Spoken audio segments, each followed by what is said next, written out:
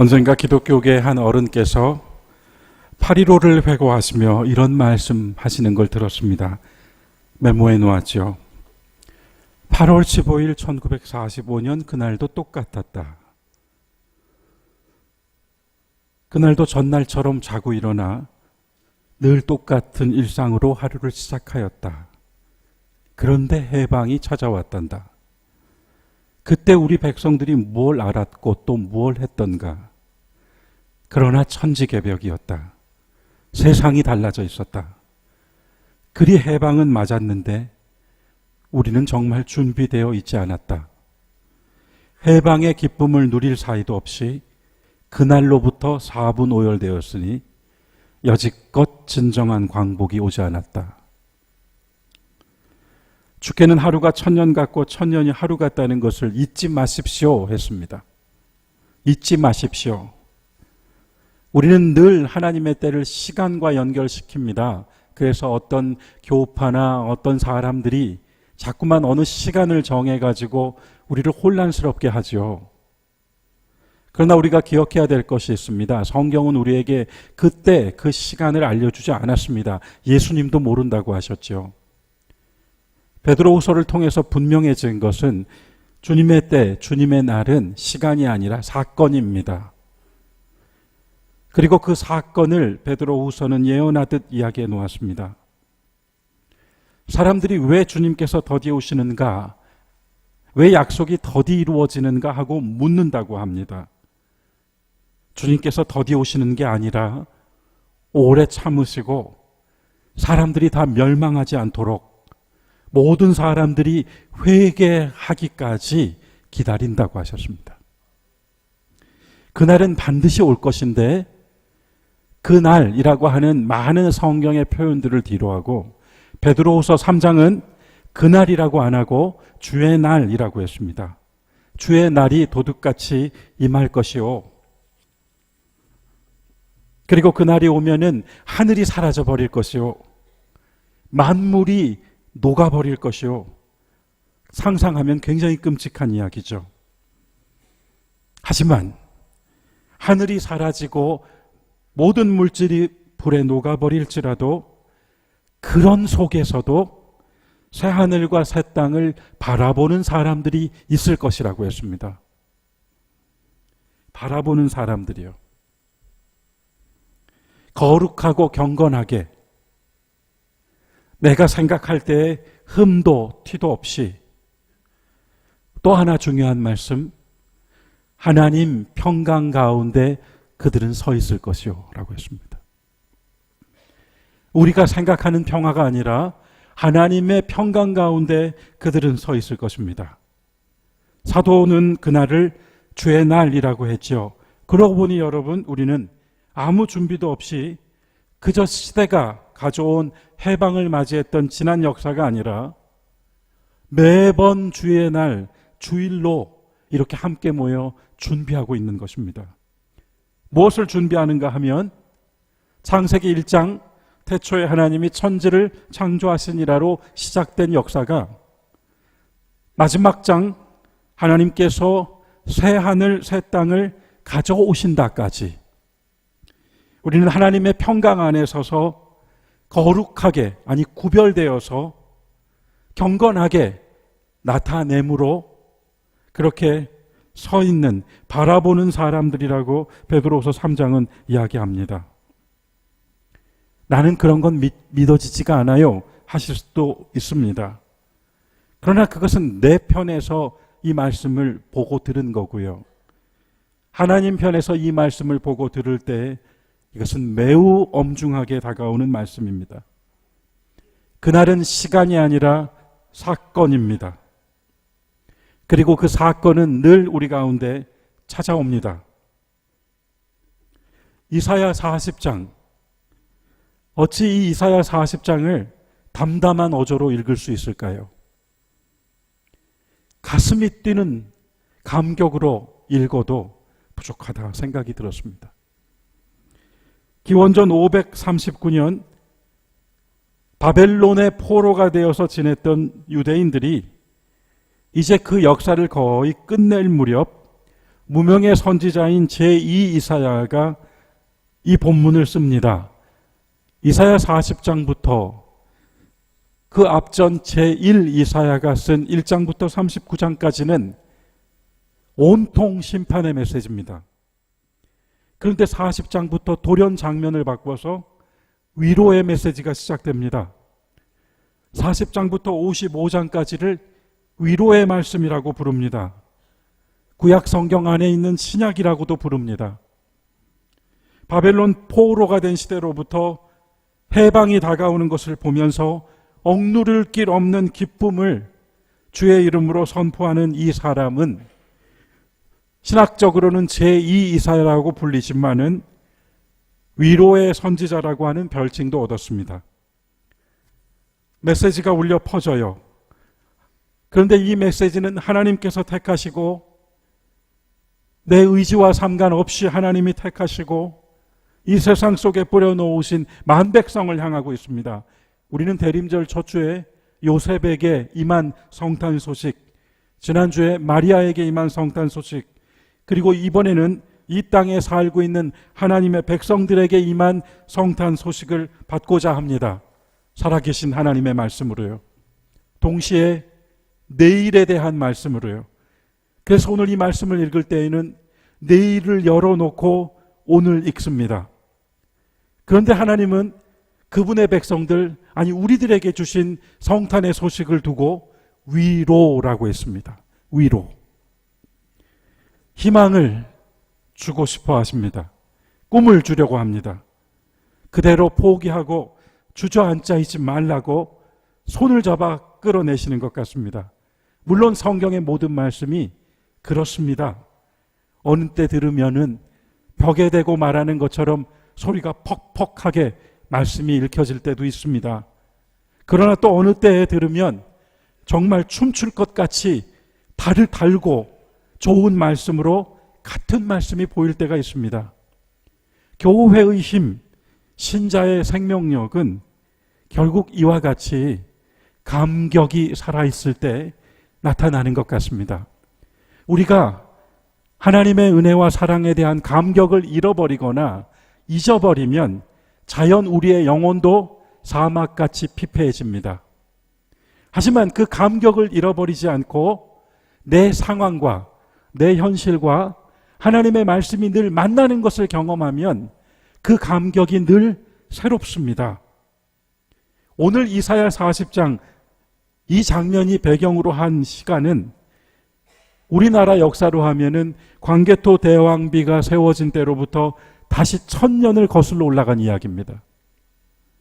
기원전 586년 지금의 이라크 땅을 기반으로 한 신흥제국 바빌로니아가 예루살렘을 무너뜨렸습니다.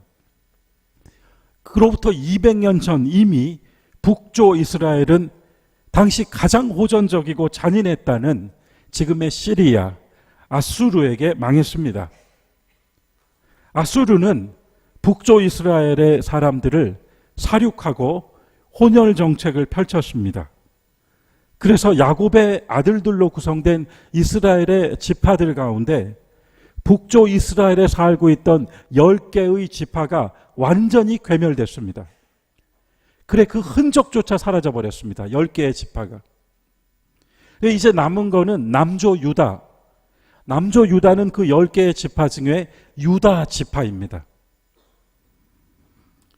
그런데 이제는 바빌로니아에게 망하고 만 것이죠. 예루살렘을 중심으로 하여서 하나님을 믿는 신앙으로 굳게 서 있던 나라였습니다. 이제 남조까지 망했다는 것은 이스라엘, 하나님의 아들들이 사라졌다는 의미, 하나님이 백성으로 삼으신 세대가 끝났다는 의미, 그런 것들을 모두 담고 있었어요. 성은 파괴되었고 거룩한 예루살렘 성전은 완전히 침탈당했습니다. 모든 것이 무가 되었습니다. 사막의 모래바람 속으로 사라졌습니다. 어쩌면 우리가 어떤 상황 속에서 모든 걸 다 빼앗겨 버렸다면은 그 속에서 우리가 할 수 있는 일이 무엇일까 했을 때 아마도 예배. 그래서 정대희 목사님은 부산에서 초동 식구들을 모아서 초동교회로 그리 예배를 드리셨죠. 전쟁 속에서요. 아무것도 없을 때 그 예배 하나가 나의 존재였고 우리의 신앙이었을 뿐만 아니라 우리들의 생명력이었다는 것을 저는 우리 교회 역사에서도 보게 됩니다. 그런데요, 성도 무너졌고 성전도 파괴됐고 예배라는 것 자체가 불가능한 상황이니 모든 것이 저 사막의 모래바람에 갇혔구나 생각했을 거예요. 출애굽 모세로부터 통일 왕조를 이룬 다윗 왕을, 대국을 건설한 솔로몬 왕을 기억하는 이들이 이제 여호와의 백성은 파국인가? 성과 성전이 불타버릴 때, 종교 지도자들이 처형당할 때, 마지막 왕이었던 시드기야의 아들들이 아비가 보는 앞에서 도륙당할 때, 그리고 우리의 왕이 눈알이 뽑힌 채 사슬에 묶여 바벨론으로 끌려가는 것을 백성들이 봤습니다.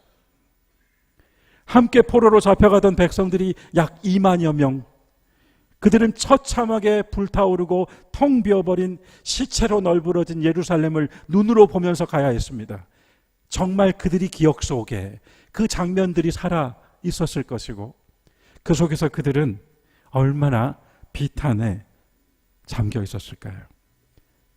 하지만 여러분, 바벨론의 이야기, 이 북조 남조의 멸망 이야기를 결코 이스라엘의 이야기로만 봐서는 안 됩니다. 여러분, 바라기는 오늘 우리의 시대에 비추고 나의 삶에 비추어서 지금 이 장면들을 떠올려 주시면 좋겠습니다. 그들은 누구를 제일 먼저 탓했을까요? 왕들이었을 것입니다. 여호아스, 여호야킴, 여호야긴, 그리고 마지막 왕인 시드기야까지 이 사람들은 하나같이 복정을 일삼고 그 자신은 너무나도 무능했던 왕들이었습니다. 시대를 보는 눈도 흐릿했기 때문에 바로 서 있지 못했습니다. 더하여 백성들의 고통에는 무관심했고 하나님에게서도 등을 돌린 사람들이었습니다. 그들 때문이라고 생각했을지 모릅니다. 지도자들 때문에.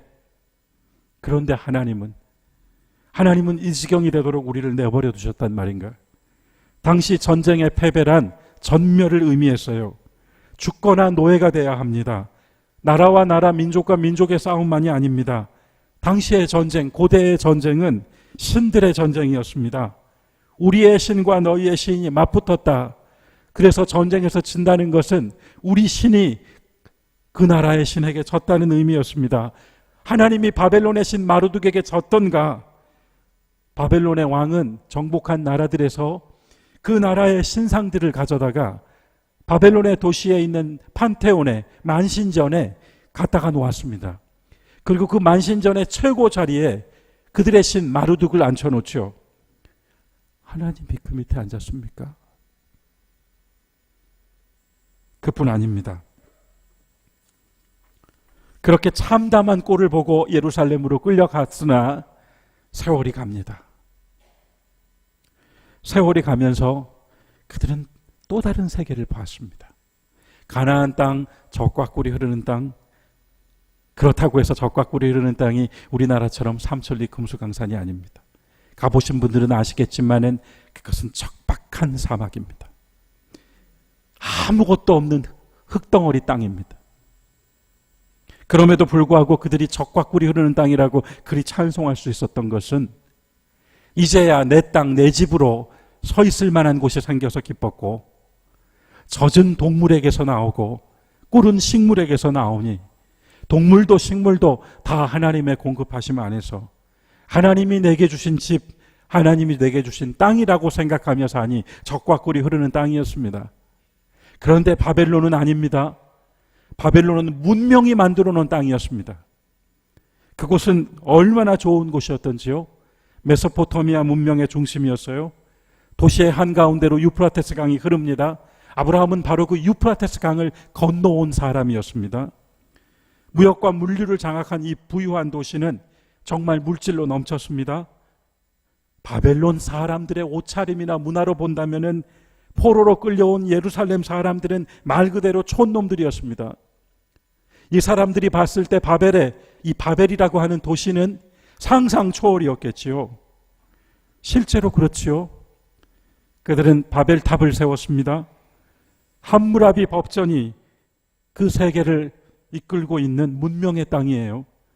오늘날 고대 7대 불가사의라고 불리는 공중정원도 있었습니다. 정복자의 기세와 문화가 얼마나 대단했을까요? 바벨론은 끌고 와서 단지 종살이를 시키지 않았습니다. 사가에 따르면 당시 제국의 지배자들은 끌려온 노예들에게 땅을 주었습니다. 그리고 살게 해주었습니다. 전쟁 때처럼 난폭하지 않았습니다. 왜냐하면 지배자건 피지배자건 이제는 평화하기를 원했거든요. 그런데 그 속에서 하나님이 이 제2 이사야를 통하여서 내 백성들에게 명령도 아니고 지시도 아니고 규례도 아닌 위로하셨습니다. 어떻게 위로하셨습니까? 본문을 보면 노역의 때가 끝났소, 죄가 사함을 받았소, 이렇게 나왔습니다. 하나님의 위로의 내용이 이제 노역의 때가 끝났고 죄 사함이 이루어졌소. 주의 깊게 보셨습니까?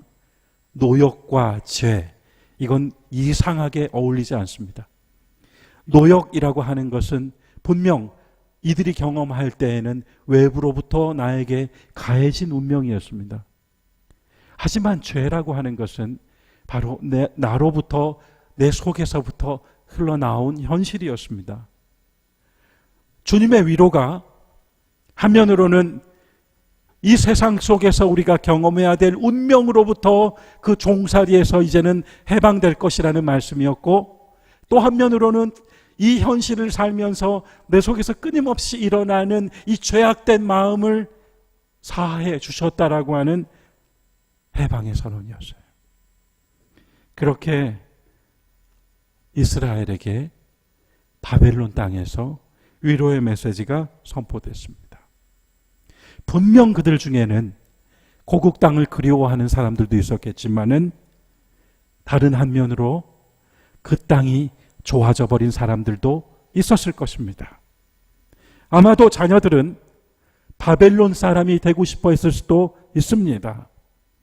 이 문화가 훨씬 더 멋있고 좋아서 즐기는 이들도 있었을 겁니다. 베드로처럼 여기가 좋사오니, 만신전에 가서 절을 해도 나는 마르둑에게 절한 것이 아니고 하나님께 경배드린 것이요 하는 혼합주의자들도 있었을 겁니다. 제국의 힘에 기대어서 제국의 백성으로 살고 싶은 사람도 있었을 겁니다. 노역의 때가 끝났어요. 종살이 포로 생활 끝났습니다. 동시에 죄가 사함 받았어요. 이전에 지었던 죄뿐만 아니라 바벨론 사람 되어버려서 바벨론의 재미에 빠져버린 죄도 사해졌다고 이렇게 선포됩니다. 그러나 이스라엘의 이야기로는 혼란입니다. 한면으로는 종살이의 슬픔이, 다른 한면으로는 죄인된 마음이, 내 안에 있는 욕망이, 타협이 두 마음, 세 마음, 네 마음, 수없는 마음이 되어서 혼란스럽게 만들었을 거예요. 그때 하나님께서 선지자에게 외쳐라 하셨습니다. 오늘 우리 교회는, 우리 시대의 교회는 오늘 이 시대를 향하여서 무엇을 말해야 하고 오늘 강단은 무엇을 외쳐야 하며 여러분들은 여러분들의 자녀들과 여러분들의 다음 세대들에게 무엇을 말씀해 주시겠습니까? 여기 있는 이 선지자도 하나님이 그냥 외쳐라 할 때 무엇을 외치란 말입니까? 하고 하나님께 반문했습니다. 그랬더니 하나님께서 답을 해주셨죠. 모든 육체는 풀이요 아름다움은 들의 꽃과 같으니 풀은 마르고 꽃이 시들면 여호와의 기운이 그 위에 불미라. 마르고 시드는 것, 그 어떤 아름다움도 소멸될 수밖에 없는 것은 단지 자멸한 것이 아니라 여호와의 기운이 그 위에 불미라. 여호와의 말씀이 세상을 창조하시고 여호와의 기운이 그 위에 불기도 합니다. 이사야 40장 7절은 그렇게 마르고 시드는 풀, 꽃 이야기가 포인트입니다. 하지만 거기서 끝내지 않으시고 40장 8절이 이어집니다. 뭐라고 말해야 합니까? 라고 물었던 선지자에게 풀은 마르고 꽃은 시드나 우리 하나님의 말씀은 영원히 서리라. 이스라엘은요, 역사를 연대기로 보지 않습니다. 시간, 보통 크로노스라고 하죠. 이스라엘의 역사 이해는, 이스라엘의 역사의 중심은 조금 달랐어요. 대개 역사의 중심은 현재이고 그 중심을 이루는 바탕은 과거죠. 과거로부터 배우고 현재를 개척하지요. 하지만 이스라엘은 전혀 다른 관점을 가집니다. 성경의 관점이 그래요. 그들은 처음부터 한결같이 역사의 바탕을 과거에 놓는 것이 아니라 미래에 놓습니다. 그래서요, 이스라엘의 역사 이야기는 과거로 흘러가 사라져버리는 이야기가 아니라 항상 내일로부터 밀려 들어오는 미래가 현재가 되는 역사예요. 그들은 그렇게 역사를 이해해서 역사를 보는 눈도 좀 다릅니다. 내가 경험하고 있는 역사적 현실과 하나님의 섭리라고 믿는 역사적 목표가 얼마나 만났는가가 성경의 역사 기록의 핵심이에요. 시간을 말하고 있지 않습니다. 역사로 경험하고 있는 현실과 하나님의 말씀인 역사의 목표가 얼마나 매치가 되었는가, 어떻게 끊어졌고 어떻게 다시 이어졌는가가 구약 성경의 역사 이야기의 중심입니다. 메시아 대망도 그래서 나옵니다. 미래로부터 오는 현재. 과거에 매달려 있는 것이 아니라 미래로부터 오는 현재. 뭐라고 말할까요? 우리 아이들에게, 우리 시대에, 우리 나라에, 우리 사회에 뭐라고 말할까요? 우리는 과거를 말하는 것이 아니라 미래를 말해주고 그 미래를 바라봐 현재를 살 수 있도록 희망을 주는 리더십이 필요한 것 같아요. 그리고 그것이 바로 또한 성경이 우리에게 가르쳐준 역사를 보는 눈이었습니다. 더 이상 바벨론의 노예로 살지 않을 것이요, 더 이상 바벨론에 취해버린 죄의 노예로도 살지 않을 것이요, 모든 것은 풀이고 꽃이요 시들고 사라집니다. 그것은 여호와의 기운 때문입니다. 대신에 이것을 붙잡으십시오. 풀은 마르고 꽃은 시들지만 여호와의 말씀은 영원히 섭니다. 요한복음 1장을 기억하십니까? 태초에 말씀이 계셨습니다. 그 말씀이 보이는 육체가 되어서 우리 가운데 오셨습니다. 영원히 서는 하나님의 말씀이 결국은 예수 그리스도가 되어 오셨습니다. 그분은 섭니다. 영원히 섭니다. 제2 이사야는 이렇게 말씀을 이어갑니다. 여호와께서 오신다. 사막에 길을 내라. 우리 하나님 오신다. 벌판에 큰 길을 닦아놔라. 모든 골짜기를 메우고 산과 언덕을 깎으라. 절벽을 평지로 만들고 비탈진 시골길은 넓혀 놓아라. 우리에게도, 저는 이렇게 묵상해 봤습니다. 게으르고 나태했던 내 사막에서, 모르면서도 안다고 했던 내 무지의 벌판에서, 깊게 패여있던 아집과 편견과 독선의 골짜기를 메우고 거기로 하나님의 말씀만이 흐르기를, 말씀이신 우리 주님이 내 안에 서 계시기를, 교만과 위선으로 높아진 산을 깎아내리고 편견으로 비탈져 버린 길을 다시 펼치고 좌절의 절벽 끝에서, 낙심의 절벽 끝에서 영원히 서 계신 말씀으로 다시 서고, 그리 말씀을 붙든 존재라면은 오늘 내게 주신 소명에 더욱 충실하기를 결심하고, 성경이 말하는 부지런함은요, 단지 맡겨진 일을 다 한 사람이 아니라 그 일을 마치고 더 할 일을 찾는 사람, 그것을 부지런한 사람이라고 합니다. 성경이 말하는 게으른 사람은요, 해야 될 일도 하지 않는 사람입니다.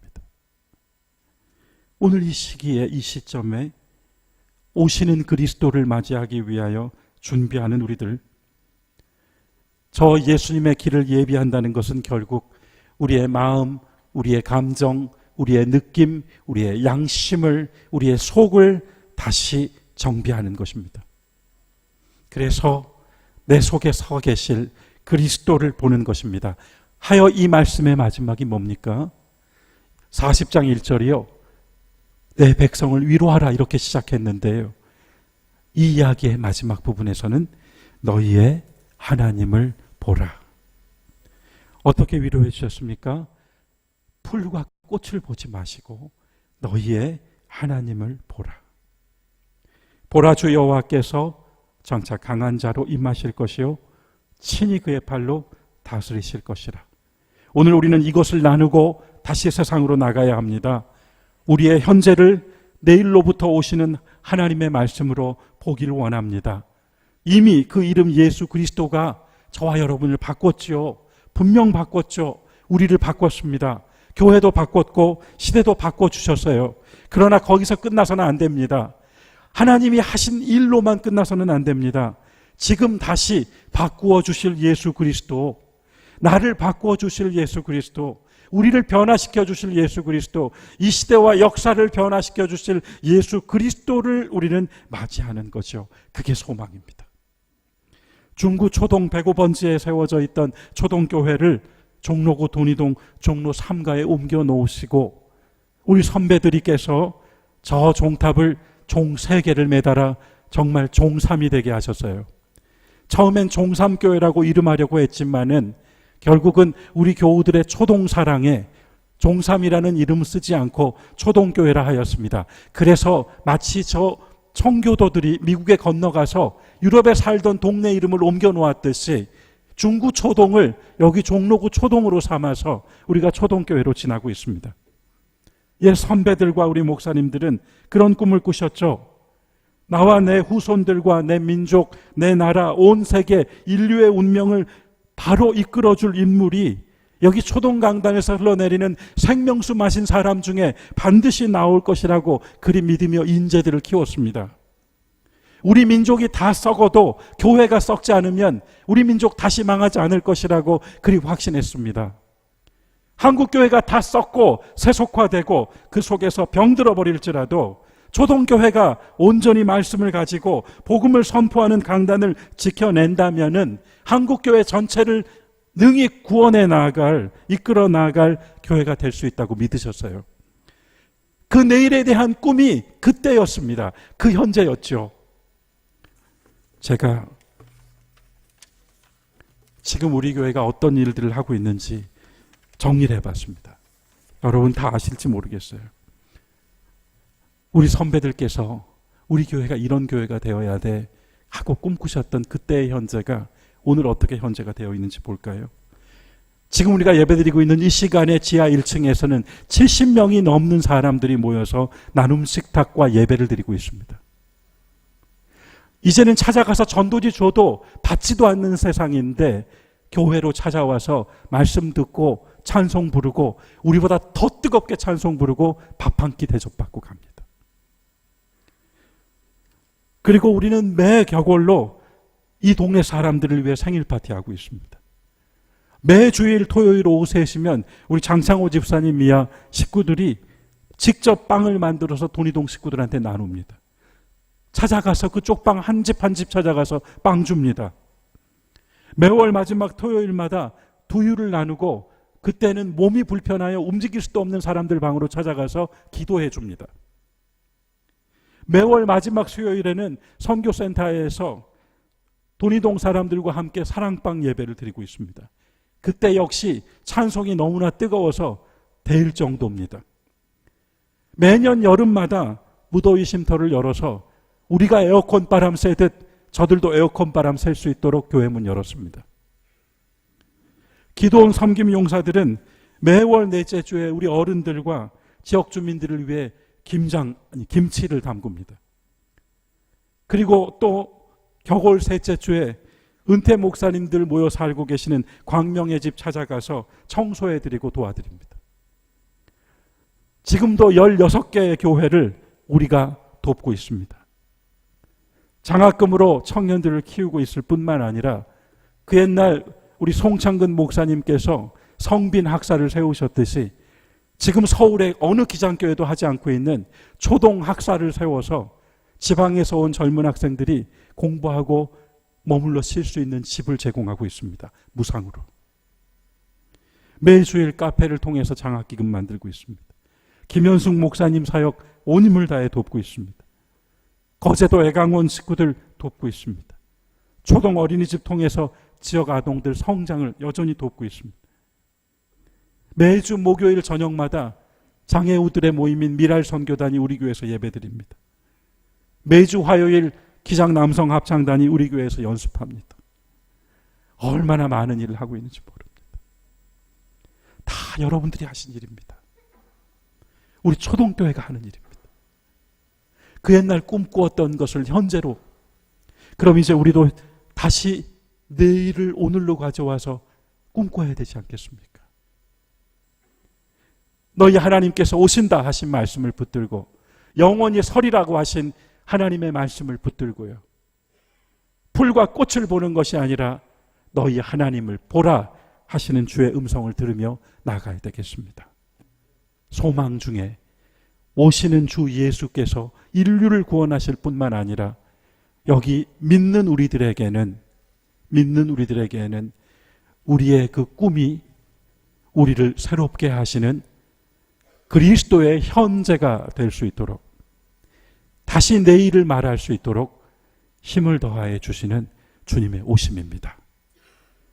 함께 초동교회로, 함께 그리스도의 이름으로, 함께 하나님의 말씀 가지고, 함께 하나님의 역사를 이루어 나아가시는 여러분 모두가 될 수 있기를 주의 이름으로 축원합니다.